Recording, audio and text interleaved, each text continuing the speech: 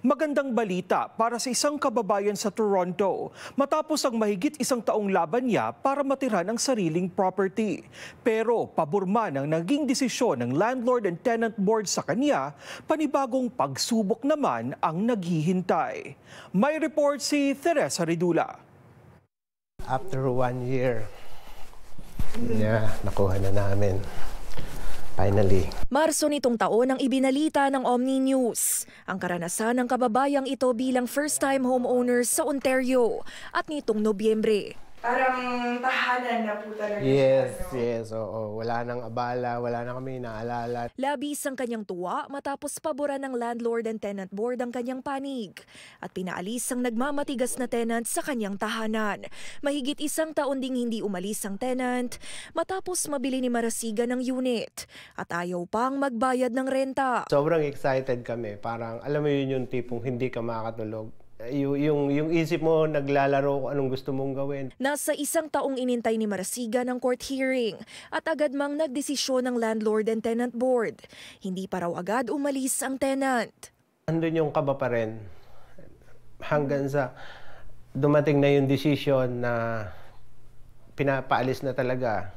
So parang gusto pa rin nung tenant na i-appeal kasi ginigiit ng tenant na wala siyang titirahan. Ipinagutos din ng korte na bayaran ng tenant ang mahigit $12,000 na renta. Pero ani Marasigan, pinagpaplanuhan pa raw ng tenant kung paano siya babayaran. Hindi ko na sila hahabulin eh. At least siya yung nakargabyado sa amin, hindi kami yung nakargabyado sa kanila. Wala kami problema sa kanya, siya may problema sa amin.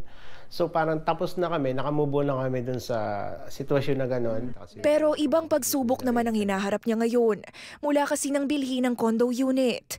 Tumaas ng hanggang $200 o $300 ang kanyang buwanang mortgage. Pati maintenance fees umakyat din ng $100.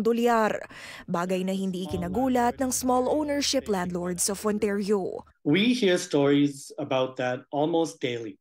They're struggling to keep their head afloat. It's difficult to make the mortgage payments, right? So you're seeing an increased number of landlords that are selling their rental properties for two reasons. One, they can't afford the mortgage payments. And the second reason is why would you want to be a landlord in Ontario with the LTB not on your side at all? Panalo yung tenant kasi hindi mo na siya ma-pressure na magbayad hanggang sa magkaroon ng desisyon. Gaano na po kayo katagal dito?